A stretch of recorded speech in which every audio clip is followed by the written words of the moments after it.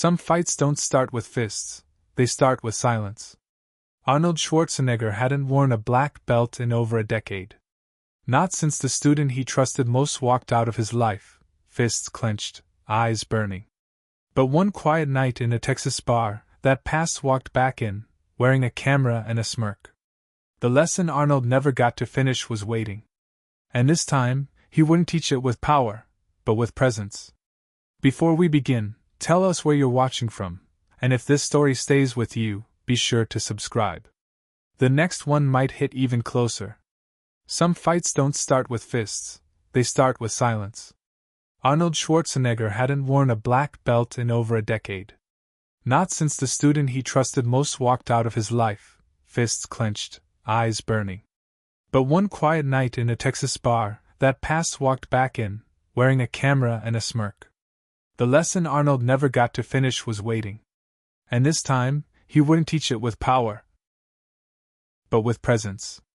A rusted sign swung on squeaky chains as the door creaked open to the dusty spur, a bar carved into the bones of nowhere, Texas. Faded license plates lined the wall above a jukebox that hadn't skipped a beat since the 80s. Country rock murmured beneath the hum of ceiling fans and whispered stories soaked into the floorboards. Arnold sat at the far end of the bar, posture relaxed but impossibly still, one hand around a glass of club soda, long since watered down by melted ice. He wore no logo, no leather, no flash. Just an old flannel shirt, sleeves rolled, forearms quiet but scarred, eyes that had seen too much and chose to say little. The kind of man who didn't need attention to be noticed.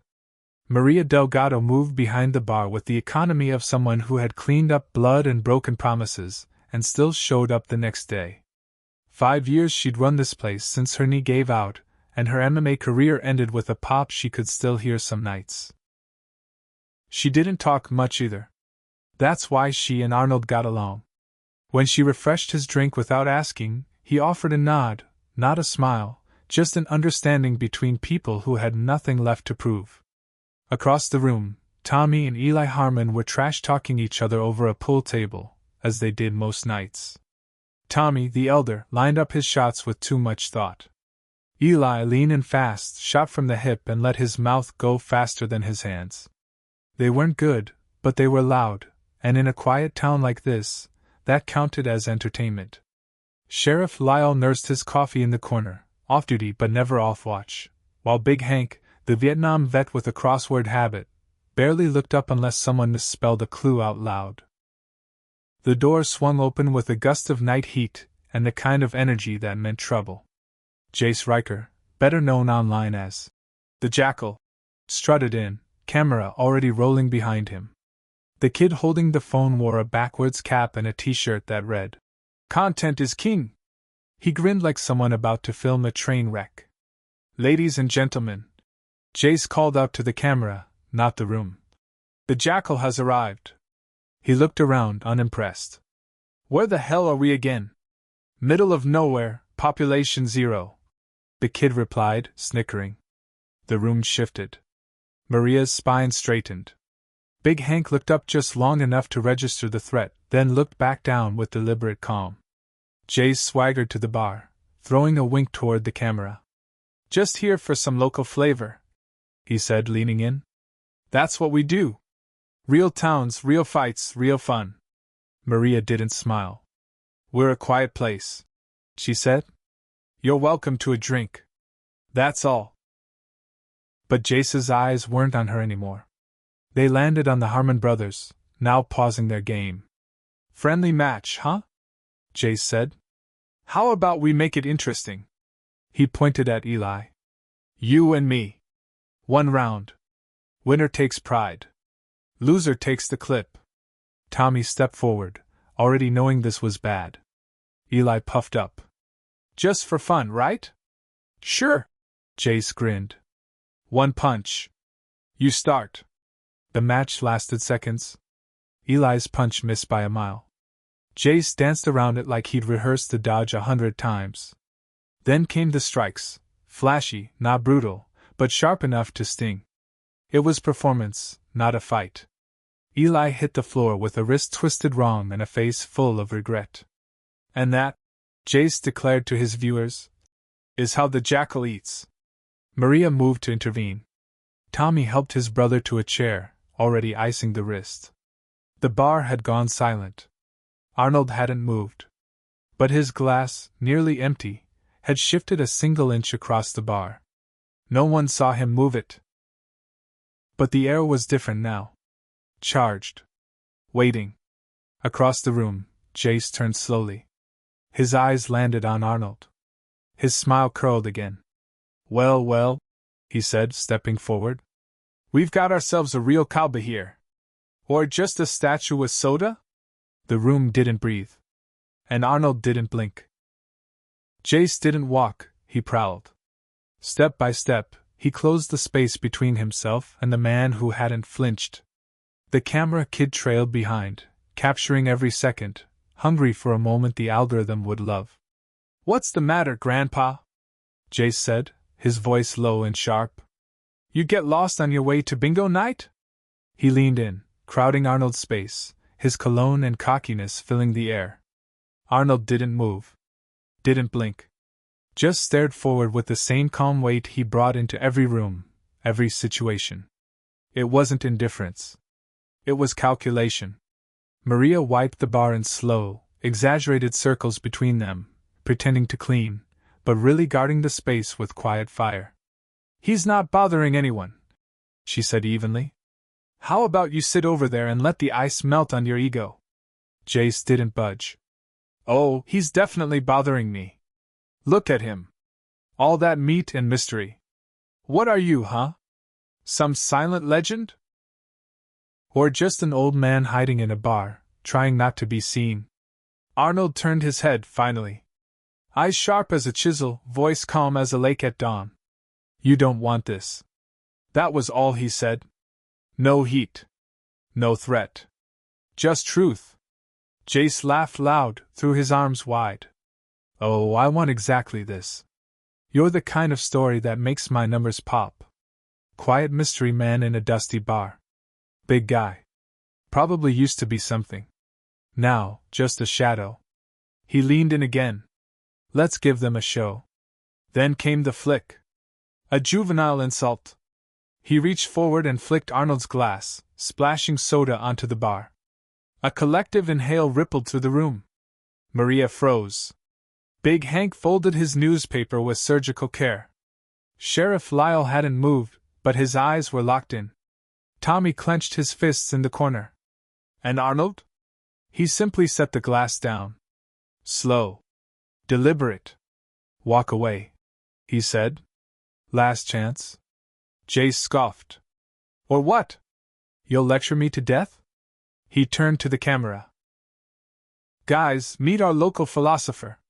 Maybe he'll tell us a story while I knock his dentures out. But as he laughed, something shifted. A flash. A flicker. Jace's face twitched with something just shy of recognition. He paused, squinted, tilted his head. Wait. I know you, he said. No. That's not. You can't be. His voice trailed off. The cocky grin faltered. The kid behind the camera looked between them. Wait, you know him? I think I used to, Jace muttered. A long time ago. Maria didn't react, but her hands slowed. Arnold stood now, rising with the ease of a man whose body still remembered what it was built for. He didn't puff out his chest or adopt a stance. He simply existed more fully, like gravity itself had thickened around him. Jace took a step back, then forced himself forward again, mask reattached. No way. You're not him. Arnold met his eyes. You were talented, he said quietly. Fast. Sharp. But undisciplined. You wanted spotlight more than skill. You don't get to say that. Jace snapped. You threw me out. You walked out, Arnold replied. I just didn't follow. The words landed hard. Maria paused mid-motion. Big Hank exhaled softly through his nose. Sheriff Lyle shifted in his seat but didn't intervene. The air in the bar had changed. Again. Something old and unfinished had entered the room. Not rage. Not revenge. Memory. And wait. For a moment, Jace looked like a boy again. Lost. Scrambling for footing on ground that once felt like home. But it vanished as fast as it appeared, swallowed by pride. You think you know me? He sneered. That was a lifetime ago. You were hungry, Arnold said. But not for violence. Not at first. Yeah? Jace shot back. What were you hungry for when you left Austria, huh? Don't preach to me like you've never chased fame. Arnold's gaze didn't waver. I chased it. Then I learned it doesn't feed you the way you think it will. Jace's smirk returned, brittle now. Spare me the fortune cookie wisdom. But his voice was thinner. His posture tenser. Deep inside, he recognized the moment slipping. The dominance cracking. And Arnold? He was no longer just standing. He was anchoring. The bar felt smaller. The silence louder. No fight had begun. Not really. But everyone in the room knew this wasn't about fists. It was about unfinished truths. About two versions of the same story, colliding across time.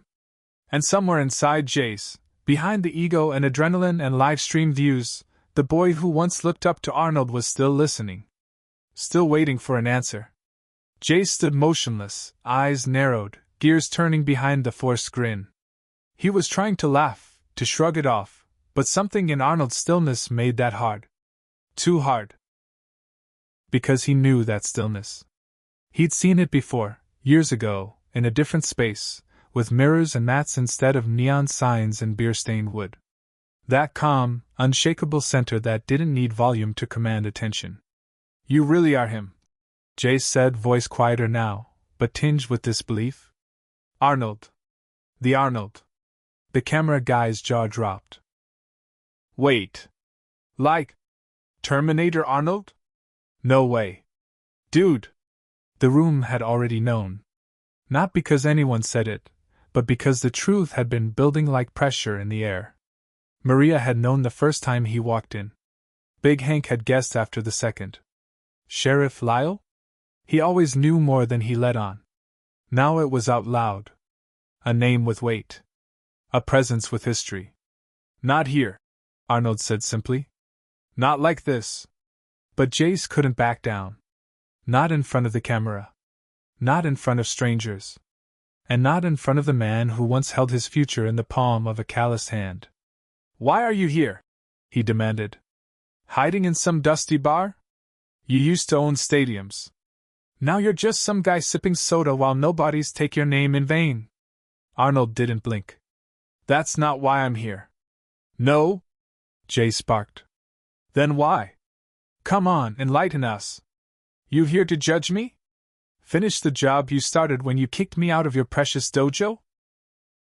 Maria stepped in then, moving quietly between them, placing herself in Arnold's line of sight. This doesn't need to happen, she said under her breath. But Arnold's expression didn't change.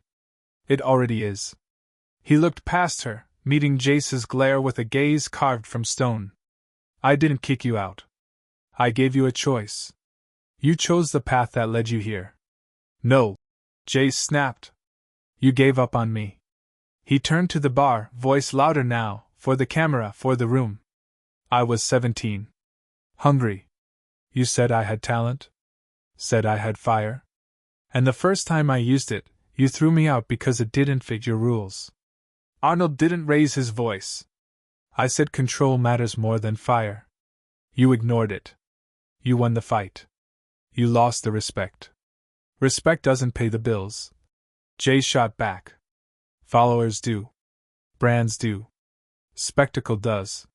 He pointed to the camera. 3 million people want to see what happens next. Then show them something worth remembering, Arnold said. The bar fell still. Even the jukebox seemed to pause mid-track. Jay stared at him, jaw tight. You think I'm proud of this? Driving from town to town, picking fights for clicks? You think I wanted this to be the legacy? I think, Arnold said, you're still trying to find one. Jace flinched. Just a flicker. But it was there. The insult didn't sting.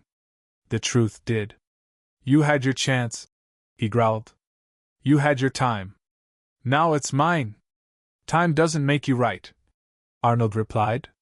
What you do with it does. The camera guy had stopped filming. Not because the battery died, but because something in the room no longer felt like content. It felt like something else. Something real. Jace took a step forward, finger jabbing the air between them. You had everything, he spat. You were poor, no English, no help, and you still made it. And me? I had you. And you still shut the door. Arnold's voice dropped lower. Because you started hurting people to feel strong. I was winning, Jace yelled. And you couldn't stand it. No, Arnold said softly. I couldn't stand watching you become someone you would regret. Jace's hands were trembling now, fists not from rage, but from something deeper. Old betrayal. Old longing. The kind of wound that didn't scar right. You were supposed to be the one who stayed, he muttered. I didn't have anyone else. That did it. Not for Arnold. But for the room. Maria looked away. Big Hank exhaled. Sheriff Lyle's fingers tightened around his coffee cup. Arnold stepped forward, slowly, voice like gravel underfoot. I didn't leave. You ran. I waited. Until the noise got louder than the silence. Jace's jaw clenched. Then let's settle it. Right here. Let's finish what we started. This isn't a dojo, Arnold said. This is a bar. Then move some tables, Jace sparked. I'm not backing down. No, Arnold said, voice firm now. You're reaching out. You just don't know how. Jace shook his head like swatting a memory. No. I'm fighting. That's all I've got left. Arnold looked at him for a long time. Not with judgment. Not with pity. But with the ache of a man who'd watched too many people trade their soul for applause. Then make it count, he said. Because this isn't about proving you're strong. It's about proving you're still worth saving. Chairs scraped back as the room shifted. Tables were pushed aside by quiet hands. No one spoke. No one cheered. There was no music now. Only breath and boots on old wood. Jace rolled his shoulders like a showman stepping onto stage, but the bravado was cracked around the edges. His eyes flicked to Arnold, who hadn't changed. No stance. No fists. Just standing there like a statue sculpted from silence. Come on, legend, Jace called out, bouncing lightly on his feet. Show me something. Show them something. Arnold's hands rested calmly at his sides. His breathing steady. The kind of stillness that came from decades of knowing exactly what mattered and exactly what didn't. Jace came in fast, launching a flurry, jab, hook, spinning back fist. All clean, all practiced, all air. Arnold wasn't there. He hadn't moved far. Just enough. A quarter step. A breath's worth of space. Enough to make each strike look foolish without ever touching a thing. Jace's frustration flared. Another rush. Another combination. Faster. Harder. But the result was the same. Nothing landed. It was like trying to strike fog that knew your next move. Fight back, Jace hissed between breaths. Arnold didn't answer. He didn't need to. He was answering with absence.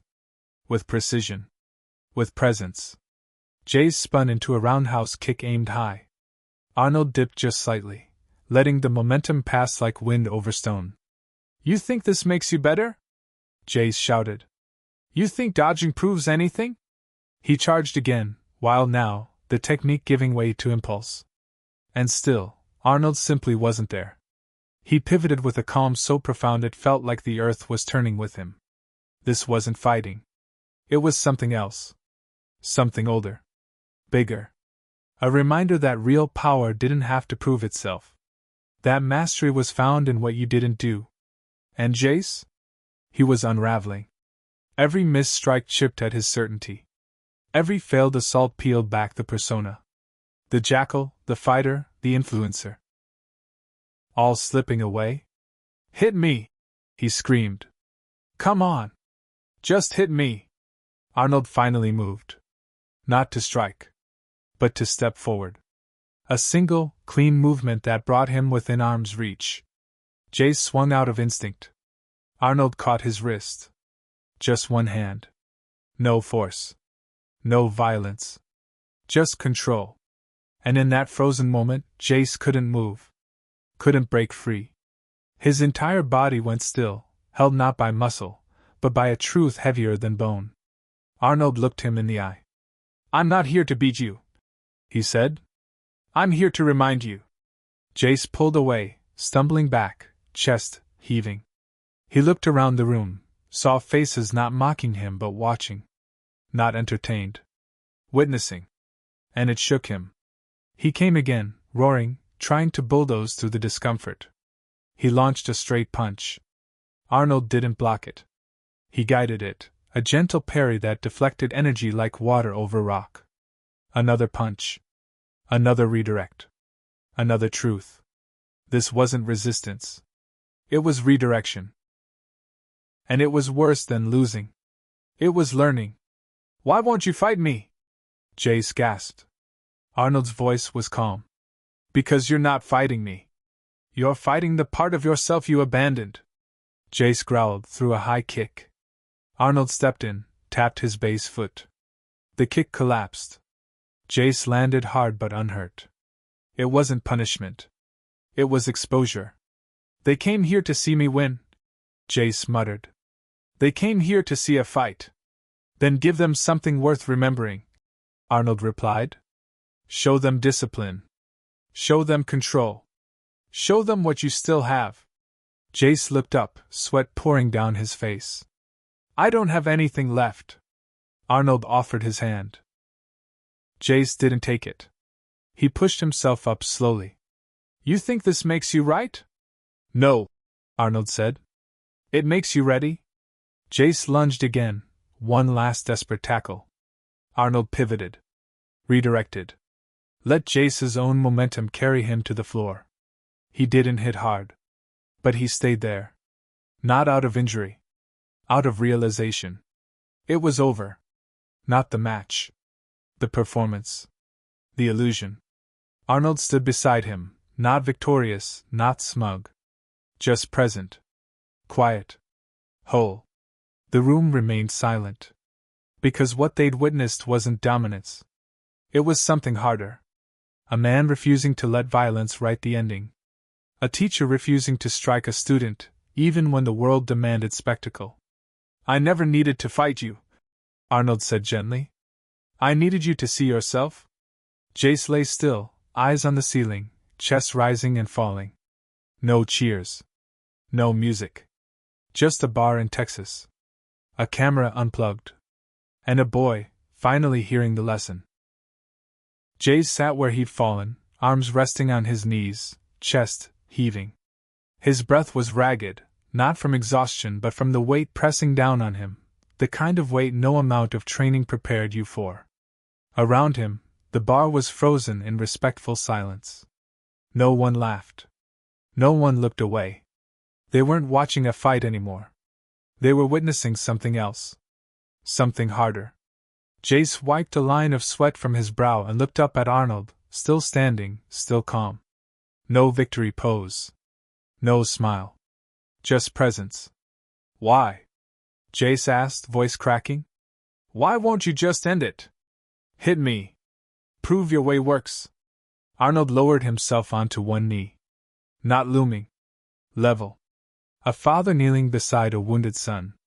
Because you were never my opponent, he said. You were my responsibility. Jace's jaw tightened, but the words didn't bounce off like they used to. They stuck. Dug in. Found a crack. You think I'm still that kid in your dojo? Jace muttered. The one who messed everything up. Arnold didn't answer immediately.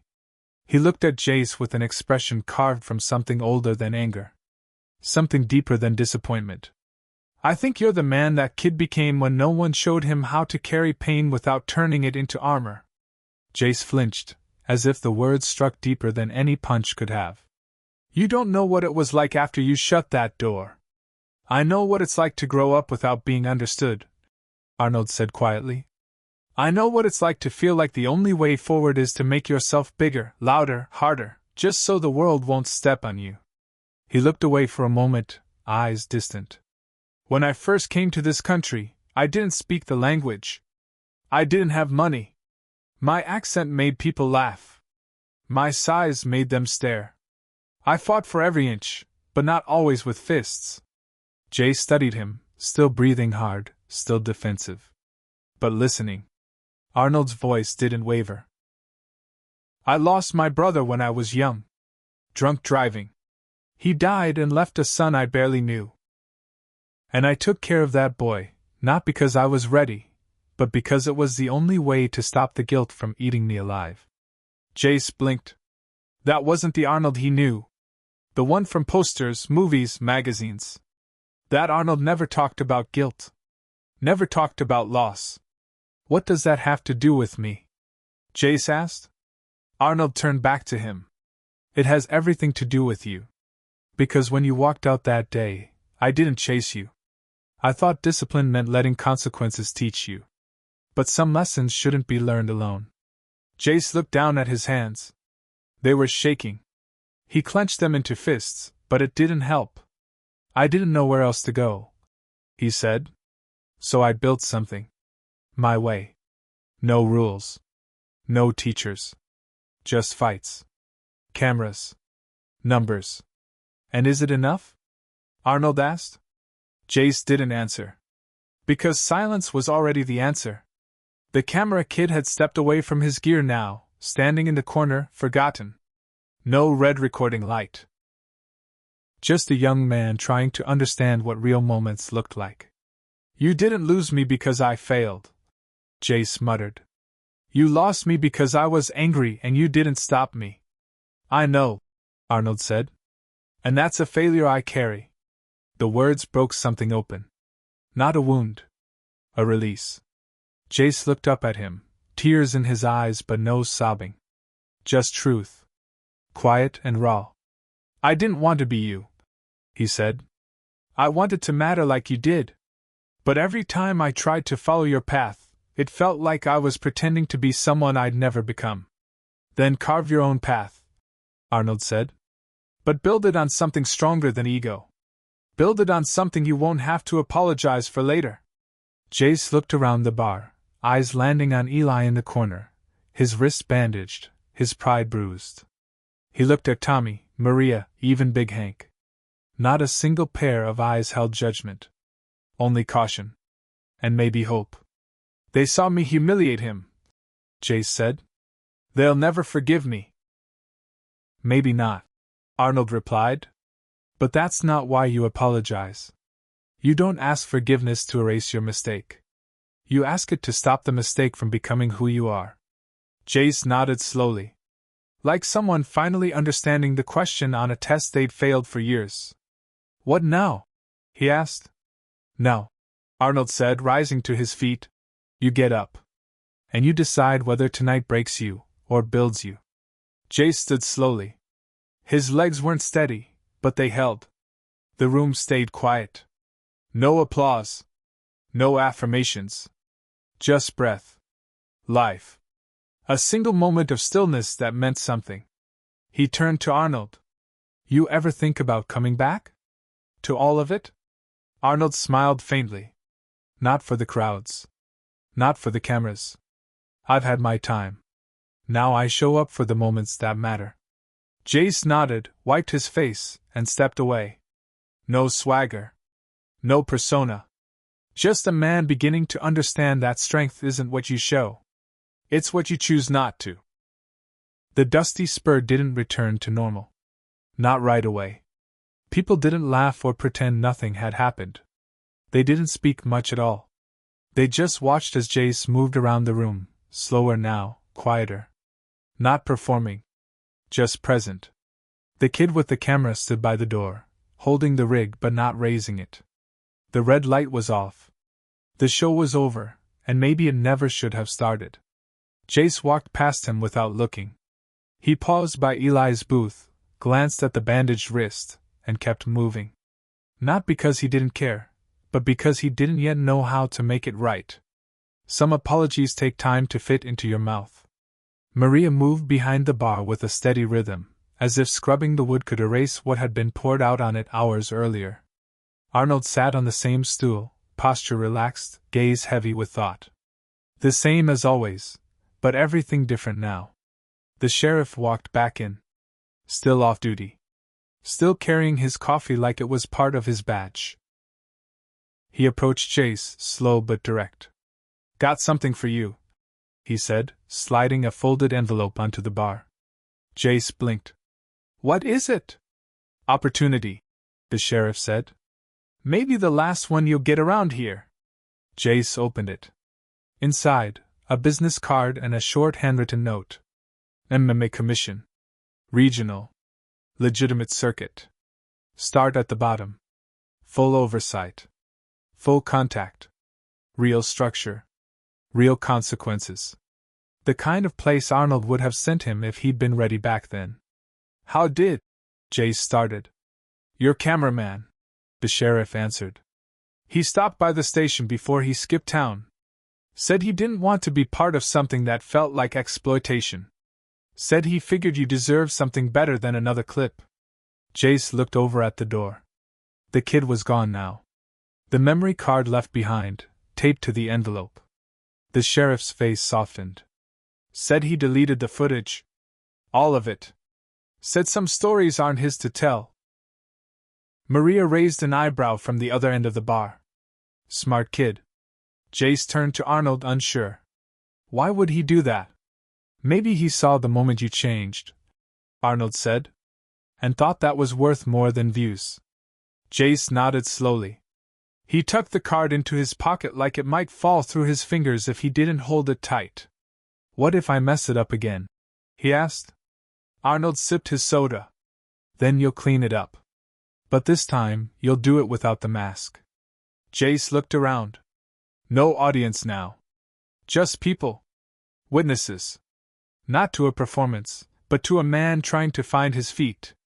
He took a breath. "Not deep. But real. I'll think about it," he said. "Really think." "Good," Arnold replied. "Thinking's the first step. Doing comes next." The jukebox flicked back on without anyone touching it. Old country ballad. Something about second chances and dusty roads. Fitting. Sheriff Lyle finished his coffee, placed the mug down, and turned to go. "You've got a meeting scheduled," he said over his shoulder. "Don't make us proud. Just make it count." And with that, he was gone. The room exhaled. Jace leaned on the bar for a moment, feeling the weight of a different kind of fight. Not one against a man, but against the version of himself that didn't know how to stop swinging. Arnold didn't lecture him. Didn't smile or nod or say the right thing. He just stayed. That was enough. Because sometimes, presence is the only permission someone needs to believe they're allowed to begin again. The next morning, the Dusty Spur opened early. Not for customers, but for consequence. Jace was already there, sleeves rolled up, broom in hand. No camera. No crowd. Just broken glass beneath his boots and a bar that still remembered what had happened the night before. He didn't ask for forgiveness. He asked where to start. Maria pointed to the floor near the pool table. That's where Eli had fallen. That's where the lesson had begun. Jace swept in silence. Slow. Careful. Like each motion was part of a sentence he hadn't learned to say. Tommy came in mid-morning with a quiet nod. He didn't speak to Jace, but he didn't leave either. That was something. Eli arrived not long after, wrist in a soft brace, eyes still bruised by more than fists. He saw Jace cleaning the same spot he'd hit the ground in. Watched him for a moment. Then walked past without a word. Jace didn't stop sweeping. Didn't look up. Because penance isn't a performance. Arnold sat at the back corner, same stool, same soda. Watching. Not judging. Witnessing. Big Hank wandered in just before noon, leaned against the doorframe, arms crossed, head tilted like a veteran seeing an old fight from a new angle. Maria restocked the bar like it was any other day. But everyone knew it wasn't. Jace finally put the broom down. Walked over to Eli. Stood there, unsure. Then spoke. "I'm sorry," he said. "What I did, it was wrong." "No excuse." Eli stared at him. "Quiet." "Processing." Then gave a short nod. "You can start making it right by teaching me how you swept my legs like that." The room exhaled. Not laughter. Not celebration. Just the easing of something heavy. Maria clapped her hands once. "All right," she said. "Enough therapy. We open in 2 hours and this place needs to shine." Everyone moved. Not out of habit. Out of rhythm. A new one. Built on something closer to respect than survival. Later that night, with the bar half full and the music low, a man in a clean blazer walked in. Older, sharp-eyed, carrying a folder. Commissioner Rodriguez. He spotted Jace immediately. Sat with him in the corner booth. No tension. Just business. They spoke for 20 minutes. Then shook hands. Something had changed. The bar didn't freeze. The jukebox didn't stop. Because this time, it wasn't spectacle. It was just a man trying to build something new. Jace walked back behind the bar, looked at Arnold. "He offered me a spot," he said. "Bottom of the ladder. Full oversight. No shortcuts. You going to take it?" Arnold asked. Jace shrugged. "Not sure. Still deciding. There's worse things than starting over," Maria said, sliding a tray of glasses his way. "Most people never get the chance." Jace looked around. The bar. The people. The place he had once tried to dominate, now holding space for him to rebuild. "I'm not that kid anymore," he said. "But I don't know what comes next." Arnold leaned forward. "Then start with what's real. Not what sells. Not what scores. What's real?" Jace nodded. No big speech. No dramatic exit. Just a quiet understanding that the future wasn't something you announced, it was something you earned. He went back to work. Wiping tables. Filling ice bins. Fixing what he could. Across the room, Eli was showing Tommy a sloppy version of the move Jace had used on him. They laughed. It wasn't mocking. It was learning. Outside, the Texas sky burned orange. Another day ending. Another chance beginning. Arnold finished his drink and stood. "Heading out?" Maria asked. "Just for air," he replied. Jace looked up, sudden concern in his eyes. "You leaving?" Arnold met his gaze. "I'll be around. Long enough." Jace held his eyes for a beat. Then went back to polishing glasses. Not because it was easy, but because it was honest. Arnold stepped outside, leaned on the railing, watched the last light fade. Big Hank joined him. "You think he'll stick?" the old man asked. Arnold didn't answer right away. He watched through the window as Jace fixed a crooked bar stool without being told. "He's fighting the right battle now," Arnold said. "That's a start." Inside, the bar carried on. Not healed, but healing. And sometimes that's enough. If you enjoyed this story, let us know in the comments. And don't forget to like, share, and subscribe for more inspiring stories.